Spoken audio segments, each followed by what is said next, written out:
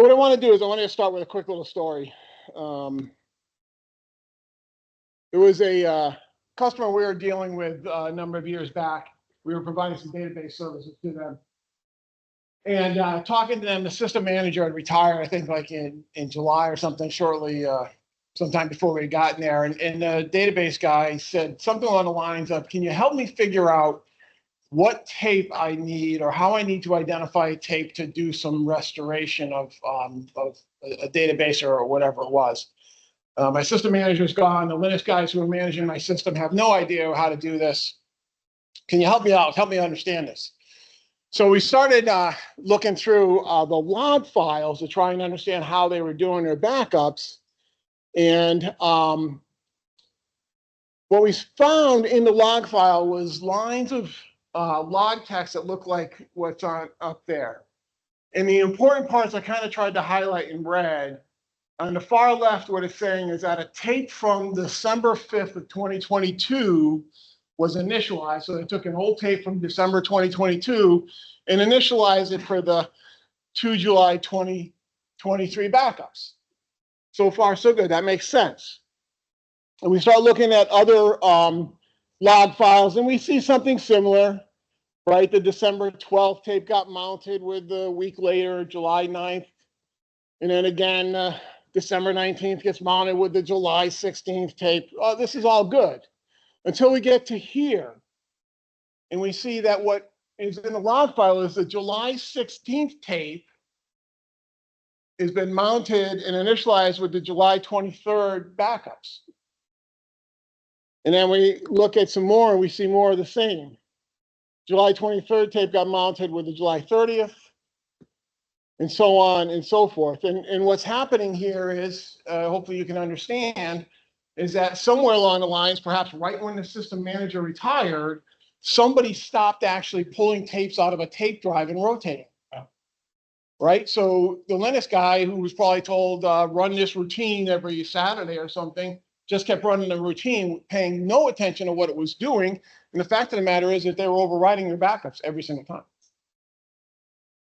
So in addition to losing backups week after week after week, there was actually that period of time while backups were being written that you didn't have any backup because you initialized the tape, so you had no backup, or certainly the old, you had the one from months ago. So that's an example of the bad things that can happen when your system manager leaves, right? Somebody else takes over, doesn't really know what they're doing, or thinks they know what they're doing, but they really don't fully understand it. But it's not just when they leave, it's when they go on holiday, they get sick, or otherwise they're not around. So that's what I want to try and talk about here. What happens when your system manager retires? What do you do?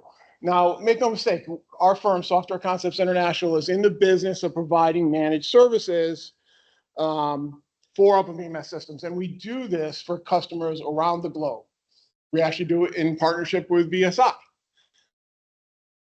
We've been doing it for 30 some odd years now. It's what we do. And obviously, I'd love to sell you services, and that's part of what I'm here for, is promote what we do. But make no mistake, what we do, everyone can do. So hopefully you learn something, you take away something. If you're faced with this issue or going to be faced with the issue, hopefully you can pick up on some of the things that we do, some of the philosophies we bring to services, and try to apply those yourself. I think we all know this. BMS systems are, bet your business systems. And we just talked about this in the keynote. Some of these have been put into service 25, 30 years ago or more. Oftentimes there was a team of people that were taking care of these systems. One by one, those people have retired and moved on, right? This is a story that many of us know. Eventually, it gets down to the one guy who's doing everything. For this conversation, for this presentation, we'll call that man Les. And the thing about Les was he knew all of the nitty gritty, right? He knew where, where all the bodies were buried, they might say. He knew all of the little stuff that wasn't necessarily in documentation anywhere. It wasn't even necessarily something that he explicitly knew that he knew. It was all kind of implicit. He just absorbed over the years, right? And then Les retired. He's gone.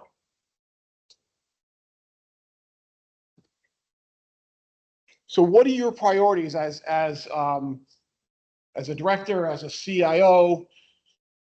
What are your priorities after Les? I think for most of our customers, it's something along the lines of reliability, all right?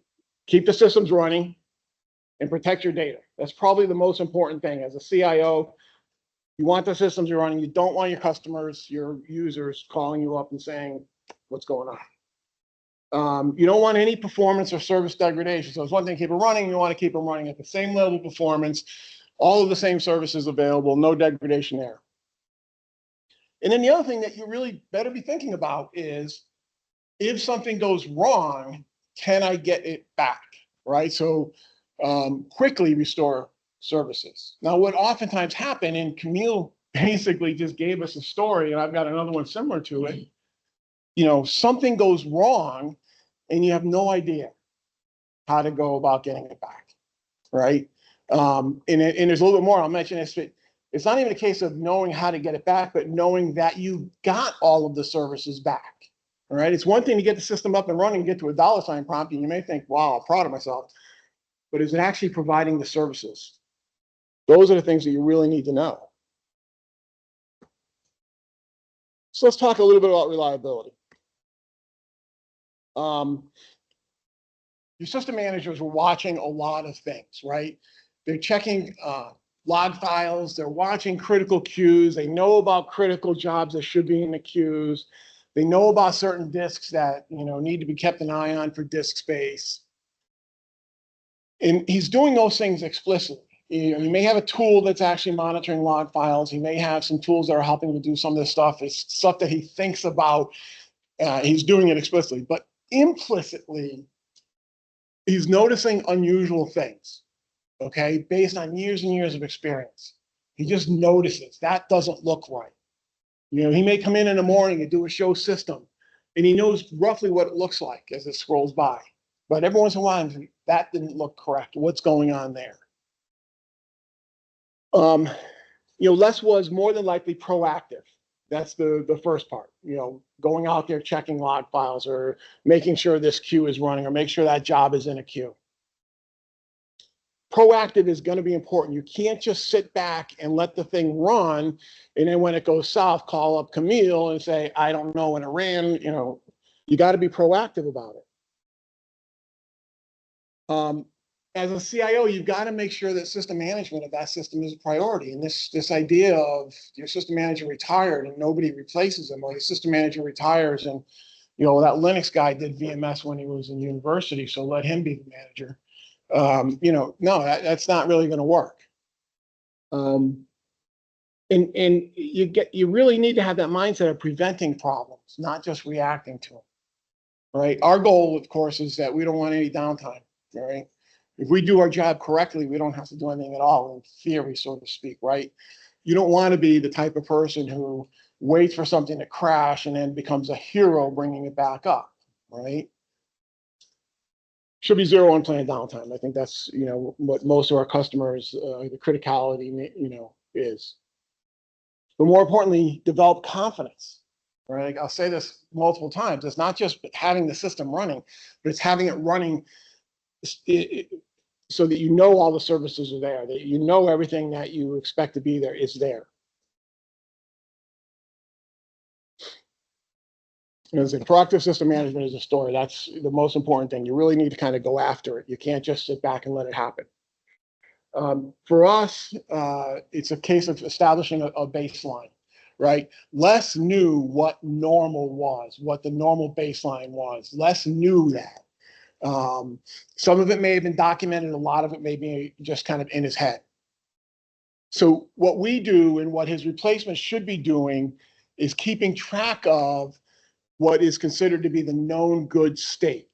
Okay, that's your baseline.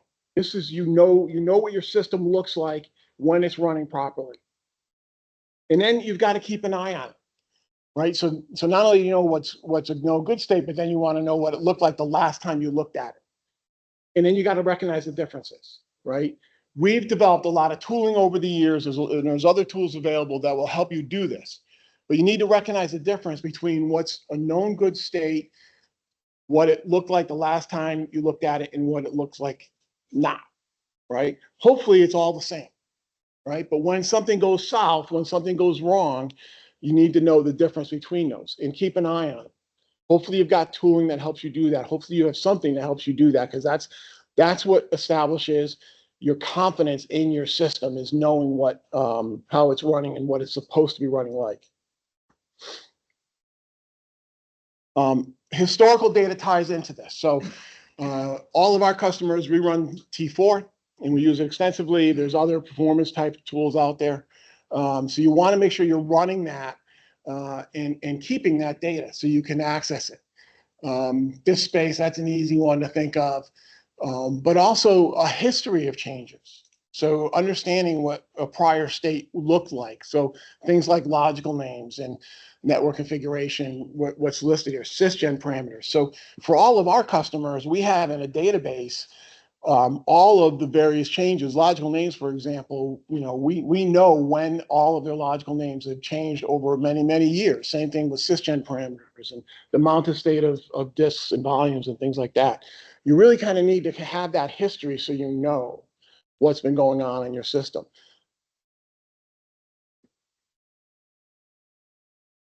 And that leads into stability, right? So performance and other sorts of data,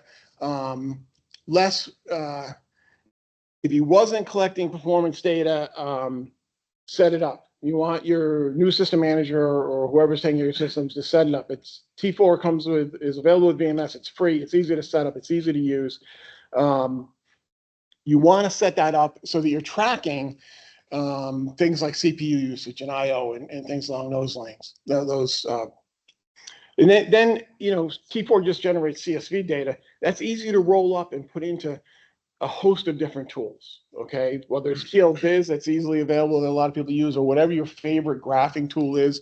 We use Grafana to make it easy to see what you have for your system and your system parameters. And it's not enough to just see or to be tracking this. You want to make sure that you're seeing it and watching it. Trend monitoring, right? So a lot of times you look at something like this, would you actually recognize this if you're not, that this is happening, whatever it is. And it does, by the way, it doesn't really matter what this is, right? This is a trend. Will you recognize this trend as it's happening if you're not really watching and looking for it?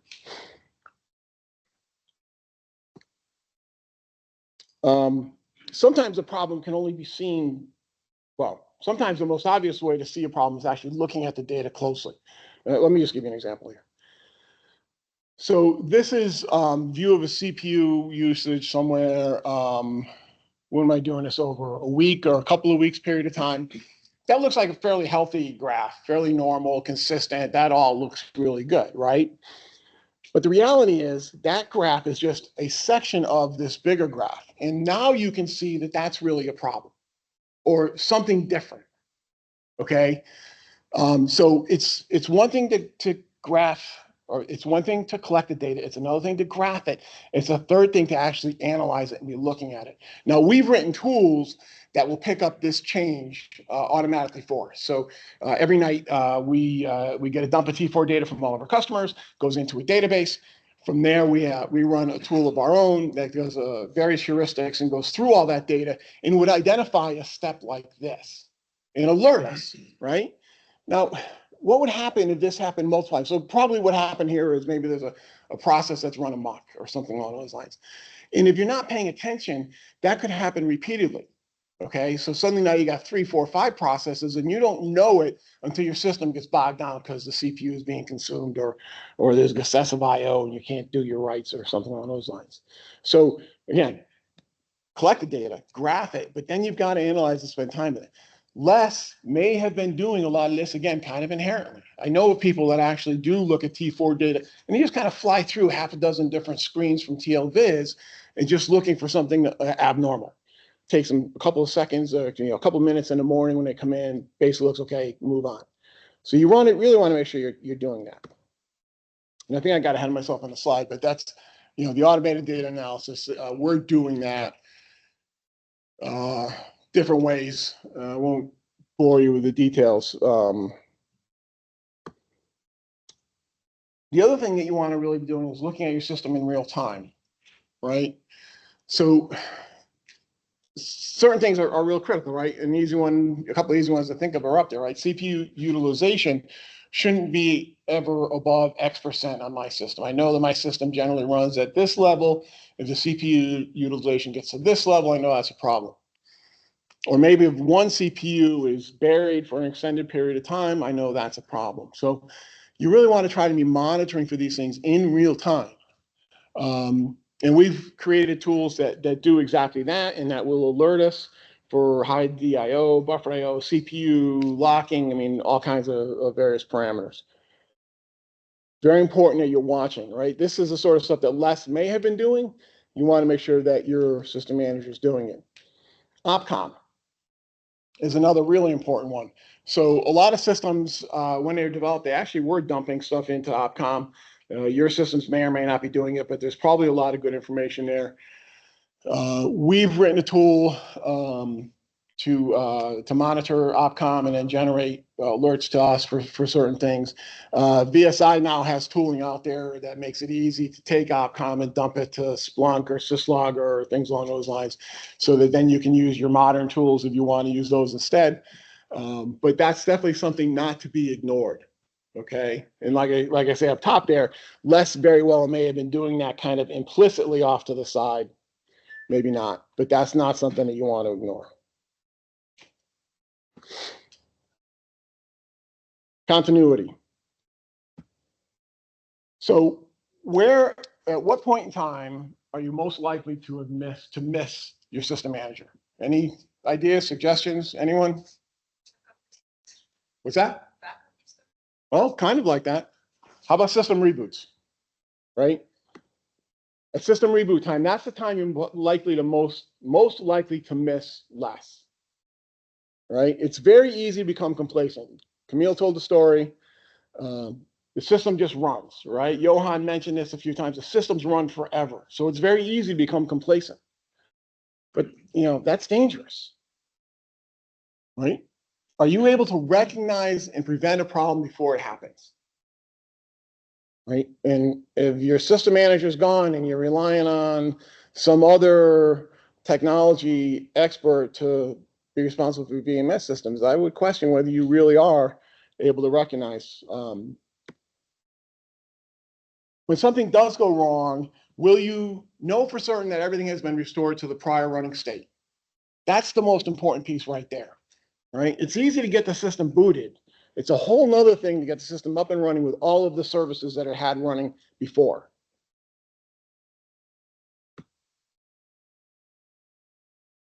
Yeah, and do you maintain historical data so that you do know? Do you have everything you need to repair, recover, restart before the failure? Do you have peace of mind, right? Are you really, when you think about it, comfortable that you can get things back up and running quickly, efficiently, without having to call VSI and say, I don't know, I don't know, I don't know? Here's a real world example of everything I need to recover my system. It's actually very similar to the story that Camille just told.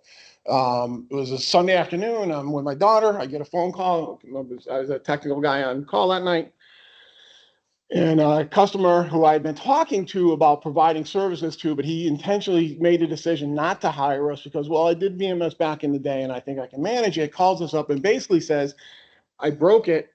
The systems are down. They need to be back up Monday morning or the world's going to end or something. I don't know. But he was absolutely panicked and could not get his system up and running and wanted to engage us. So I said, no problem. And he says, hey, I've got all of, this guy's name actually was Les. I've got all of Les's notes. I'll send them to you. And, this is as we're working out the commercials on it and getting ready to engage. So he sends me Les's notes and in comes this PDF and that's page 1. And this is page 2. It's getting slightly more legible. I can decipher some IP addresses in there. And by the time I get to page 3, it's getting a little bit better. I just want to point out, oh, no, it's in the previous page. In the middle there, or about a third of the way down, there's an 800 number. And for those who might have been in the States, that actually, I remember that number, and that was the phone number for DEC support in Colorado Springs, so DEC software support. And then we get here, but the thing that kind of scares me is down in the bottom right-hand corner, it talks about a 7.4 CD, and to the best of my knowledge, there never was a VMS 7.4, so I have no idea what poor Les had written there, but something happened to the 7.3 CD. And but regardless, so I mean, that, this is the type of thing. This is real. This is what somebody was actually relying on to get their system up and running. We did engage, and we did get them back up and going by Monday morning, and the world did not end. So the question is, do you have peace of mind? Will you know for sure that the system is back up and running? Things like logical names defined, queues started, right? Are all these things the way they're supposed to be? Sysgen parameters. A classic one is somebody goes and changes current and doesn't go through the right steps to changes active and doesn't go through the right steps to update current. And then you get a reboot and you lose it. Or maybe they do, but they don't necessarily change, put a min in mod params or something like that. So the next time you're on AutoGen, you lose whatever it was. These are really important points that need to be taken care of. For our customers, we actually, some customers, we just kind of augment what they have for staff, but we monitor. And if we see a Sysgen parameter change come through, we're able to go back and say, hey, has somebody put this into where all of the right places? Is it in mod params? Is it, did you write it to current, et cetera? Very important. Logical names, right? Did somebody change a system logical, but then forget to put it somewhere in startup, right? You go to reboot, maybe it's something that somebody, you hired a contractor 6 months ago, they came in, they added some functionality. The functionality is enabled by way of a logical name. They set the logical name, they collect their paycheck, and they go on their way. And then 3 months later, you reboot your systems, and that new functionality isn't working. You have no idea why. And it's because he didn't put it into side logicals or somewhere in the startup routines. Queues, right? Somebody comes along and decides to bump the job limit in a queue, unknowing the fact that somewhere maybe in the startups there's some sort of a init statement that then sets that number back, things like that. So these are all really critical points that need to be aware of and addressed, aware of the changes, and then addressed to make sure they survive and they're reliable. I mentioned the application and the logical name. Those are the things that can really bite you as you're trying to deal with the loss of your manager. So what to do next? You can hire a replacement. I think we know that that's tough. Things are getting better. VSI is doing a lot of making training available, things like that. So progress is being made in that area, but let's be honest. I mean, there's not a lot of system managers out there. Reassign responsibilities. That just see more and more problems when you do that. These people who are really good people, who are really smart people, but may not have the background in VMS, it doesn't make them a good VMS manager. You can outsource it. And, our company will do this, either to augment existing staff. I think one of the most productive things you can do, if you know that you've got an older system manager who probably is going to be retiring soon, we have engaged with customers in an augmentation manner where we're basically going to back them up. And then when that person retires, we're in good shape to actually take over completely. Something to think about when you only have one guy who's managing your system. One guy cannot provide 24/7 coverage, right? Well, you can try, but it's really not realistic.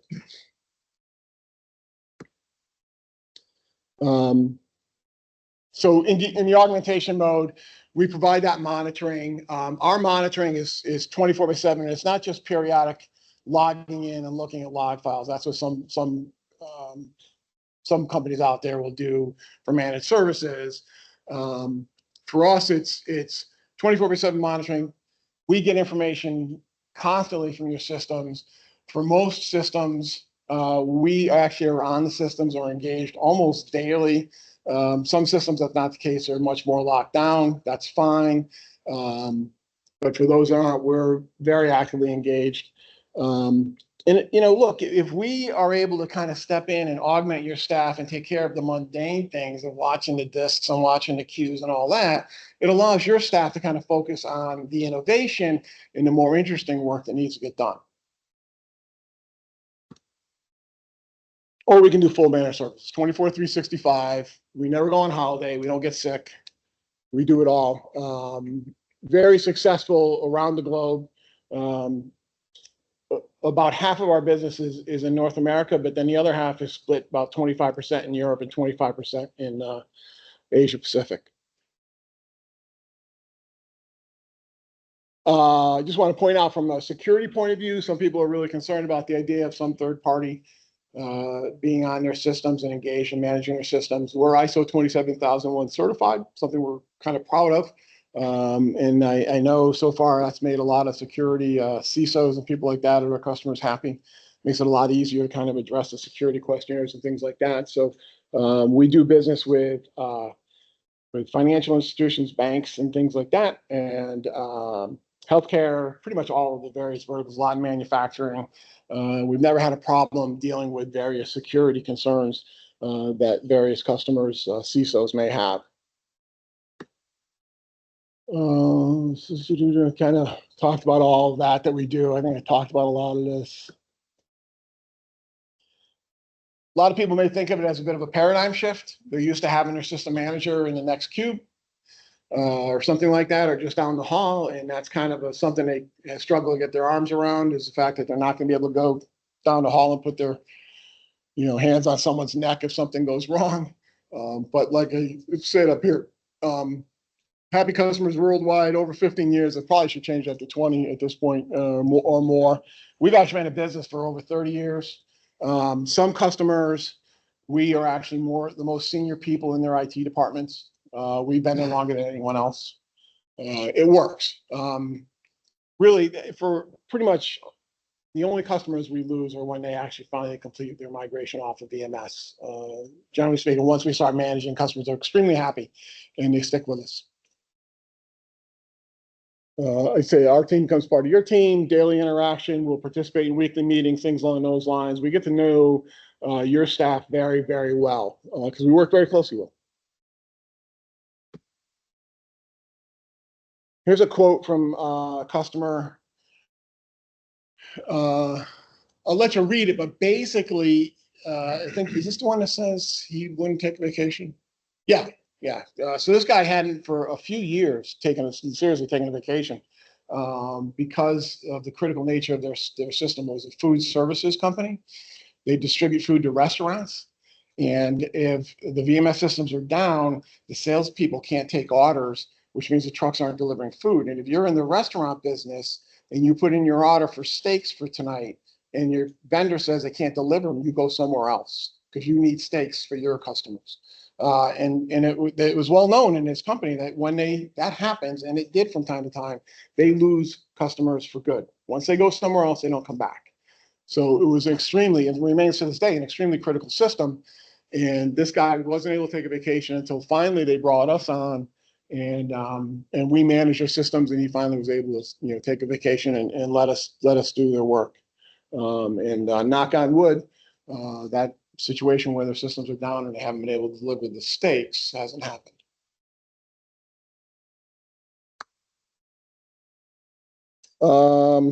Yeah, I think this speaks for itself. I already talked about that. Questions? I don't even know what time it is. Did I go too fast? Yeah, probably. That's all I have. Any questions or thoughts or comments? So you also take part in the change management process. I read only patching and something else on the slide? Yeah, so the patching and all was in reference to the operating system and the layered products and things like that. So we'll take care of that, keeping up to date with that sort of thing. As far as change management and deployment, that's kind of a little bit of an add-on, but we actually do that for customers. We have some tools to kind of help there. And it's a fairly common thing, right? It's the application folks develop, test, qualify, this thing's ready to deploy, and then they ask us to actually do the deployment. So we could and will actually do that. We do that for customers. It's a great division of powers. Let somebody else be responsible for it. We actually have tooling that will then keep an eye on whatever your application location is to make sure no changes have happened, that sort of thing. And we have a quite strong compliance process in change management, so the testing, documentation, our change management tools. So we could also use these our tools in case you be in charge for doing the changes on the systems. So you would integrate in our team. We would. Now, I'll just caution you, your team would be responsible for actually filling out the change forms, getting the approvals to the cab and things like that. Okay. But we would definitely integrate.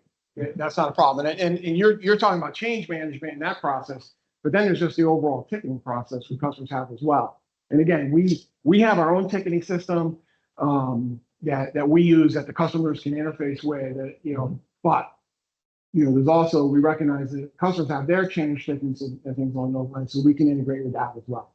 You really kind of have to. If we're going to be part of your team, we need to be able to do that sort of thing. And I have another question. On one of your slides, you wrote that you take that you have 100% responsibility for something. This can be challenging. This can be only true from my point, or feasible from my point, if you are not in an integrated team, because you need to precisely know what happened with the system. But if you are playing a part in the team, then it can challenge things. So if we're augmenting your staff, that's a difference. The 100% came when you said we'd be doing full managed service. Okay. And maybe that's,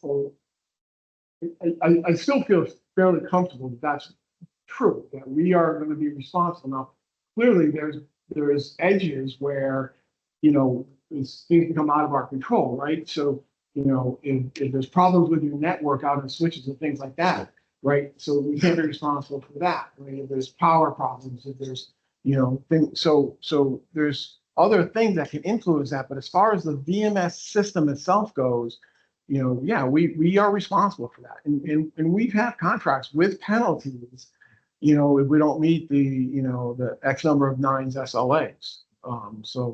And so far, again, knock on wood, we haven't missed those, but yeah, so I feel comfortable with that 100%. I kind of know what you're saying, but I feel comfortable saying that. The last one. Yeah. So I think that it's very useful if you can annotate your historical data, so that you see in which point of time you will deploy change or network change, so that you can correlate the data to. So Absolutely. So it would be also nice if you would, when you're taking over the responsibility, that you also take that you would record it yourself as well. And we effectively do, right? So we take snapshots in time that are all, we have that history, including timestamps and that sort of thing. We effectively do have that. Yep. Have you guys doing assistance with transitioning like XDC? Snapshots? We can and we would. We've got a couple of customers that we're talking to right now. Most of our customers, I should say, many of our customers are Argentine. So there's a little bit of a gating factor there that we're waiting on. We have a couple others that we're talking to and trying to work with to get to x86. So we would do all that. And I'll just point out, we were right on the front with x86. We were actually the first external site to run x86. So we actually, Claire Grant actually asked us to run it before it went to field test. So we've been out on the front all the way along. We have a good understanding of x86. It's just that our specific customer set so far, no, we haven't had anyone go yet.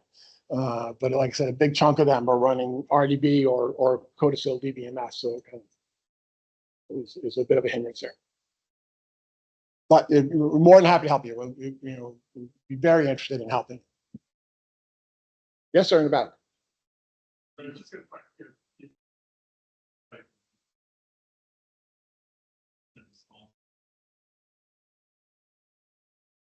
We're 100% responsible for managing. Yeah. That doesn't mean that we do things on our own and just kind of follow the system. Everything we do from change management and change to the system done in concert with the approval of the customers. And we're simply, we're the caretakers of that. But stuff we do is all documented with public and coordinated timing, documentation, with the customers. Yeah, that's excellent. That's Brian Holland. Brian Holland's the president and founder of Software Concepts International. But it's an excellent point. I don't think, and there's no customer of ours where we run it on our own. When we're making changes, we're going through their change approval process.